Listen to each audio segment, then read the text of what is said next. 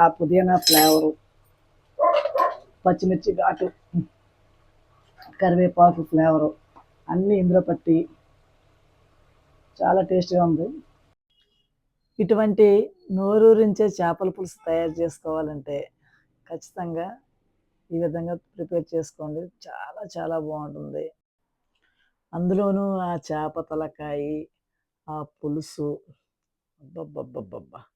చేప తలకాయ అంటే నాకు చాలా చాలా ఇష్టం. ఎన్నో వీడియోల్లో చెప్పాను నేను. చేప తలకాయ నా ప్రాణం, అది ఇది నా గుండెకాయ అని చెప్తా ఉంటా. అది ఒక్కసారి తింటే మళ్ళీ మళ్ళీ దాన్నే తినాలనిపిస్తుందనమాట. అలవాటు చేసుకున్న వాళ్ళు తప్పకుండా ట్రై చేయండి. చాలా బాగుంటుంది చేప తలకాయ. అలాగే వీడియోలోకైతే వెళ్ళిపోదాం. దీనికోసం నేను ఒక 150 గ్రాముల వేరుశనగ నూనె తీసుకున్నాను. అలాగే దాంట్లో 2 బిర్యానీ ఆకులు వేసాను. ఆయిల్ అయితే బాగా హీట్ ఎక్కింది.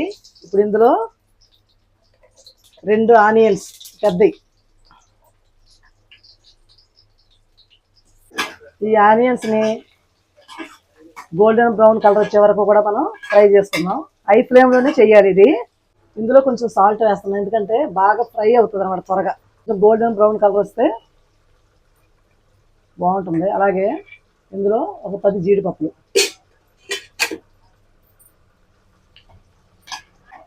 చూసారా ఎలా ఫ్రై అయిందో. ఇలా ఈ విధంగా అయితే చాలు. దీన్ని ఇప్పుడు చల్లారనిచ్చి మిక్సీ జార్లో వేసి మిక్సీ చేసేస్తాను. ఇప్పుడు దీన్ని ఇలా మిక్సీ జార్లో తీసేసుకుంటున్నాను. ఇప్పుడు కర్రీ ప్రాసెస్లోకి అయితే వెళ్ళిపోదాం. కొద్దిగా మెంతులు, దీంట్లో ఎక్కువ ఫ్లేవర్ని ఇచ్చేది మెంతులే చేపల కూరలో. మెంతులు అలా చిటపట్లాడిన తర్వాత దీంట్లో పేస్ట్ చేసి పెట్టుకున్న ఆనియన్స్, మరీ మెత్తగా కాకుండా ఇలా బరకగా చేసుకోవాలి. దీంట్లో కొద్దిగా నీళ్లు పోసి తర్వాత పులుసులో వేసేసుకోవచ్చు, వేస్ట్ కాకుండా. కొద్దిసేపు ఇలా ఫ్రై చేసి దీంట్లో 1 స్పూన్ కారం వేస్తున్నాను. కారమే వేసాను, సాల్ట్ వేయలేదు. ఆనియన్స్లో సాల్ట్ వేసాను కదా, అందుకని సాల్ట్ అయితే వేయలేదు. ఇప్పుడైతే ఇందులో చింతపండు రసం వేస్తున్నాను.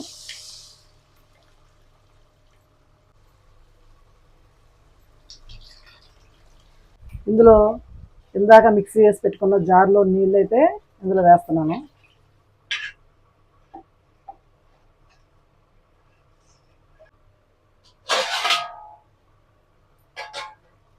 పులుసు అయితే బాగా మరుగుతుంది. ఈ మరిగిన పులుసులో ఇప్పుడు మ్యారినేట్ చేసి పెట్టుకున్న చేప ముక్కలను అయితే వేసేస్తున్నాను. చూసారా, చేప మొత్తం తలకాయ పేరుతో మొత్తం నువ్వే తినేస్తున్నావు ఉంటుంది మా అమ్మాయి. నేను తలకాయ తప్ప ఏమి తిన్నాను బిల్డప్ ఇస్తావు, చేపలో మొత్తం సగం నువ్వే తినేస్తున్నావు ఉంటుంది. ఈ 2 తలకాయలు నాయి. ఆల్రెడీ 3 టేబుల్ స్పూన్లు కారం వేసాను. పులుసులో అయితే 1 స్పూను కారం. ఈ చింతపండు పులుసు, ఈ ఆనియన్స్ పేస్టు, ఇవన్నీ కూడా చేపలకు పట్టి చాలా టేస్ట్గా అయితే ఉంటుంది. ఇలా 5 నిమిషాలు అయితే మూత పెట్టి వదిలేద్దాం.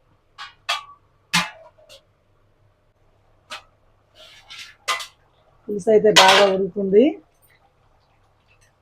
కొత్తలాడుతుంది. ఇందులో పచ్చిమిర్చి, అలాగే కరివేపాకు, చేపల కూరకి రుచినిచ్చేది కూడా ఈ పచ్చిమిర్చి కరివేపాకు. అలాగే ఇందులో ఇంకొక ఐటమ్ ఉంది, అదే పుదీనా. ఎంతమంది వేస్తారో నాకైతే తెలియదు, కానీ నేనైతే తప్పనిసరిగా ఈ పుదీనాను వేస్తాను. ఇది కూరకి ఒక కొత్త ఫ్లేవర్ని అయితే యాడ్ చేస్తుంది.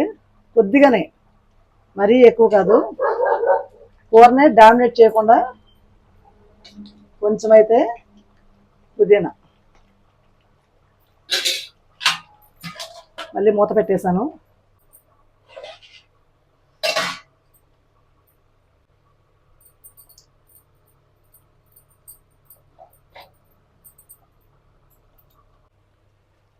త్రీ మినిట్స్ అయితే అయిపోయింది. ఎలా ఉందో చూద్దాం. అబ్బబ్బబ్బబ్బబ్బా! నోరు ఊరిపోతుంది ఇప్పుడే నాకు. కొంచెం మిరియాల పొడి, అలాగే ఒక స్పూను గరం మసాలా. చూస్తేనే నోరు ఊరుతుంది. ఇక తింటే ఏ విధంగా ఉంటుందో. ఉప్పు సరిపోయిందో లేదో చూస్తాను. ఒక చేపల కూరలో నాకు ఉప్పు చూడాలనిపిస్తుంది. అబ్బబ్బబ్బబ్బా! సూపర్గా సరిపోయింది. చాలా చాలా చాలా టేస్టీగా అయితే ఉంది. చూసారా, కర్రీ అయితే ప్రిపేర్ అయిపోయింది.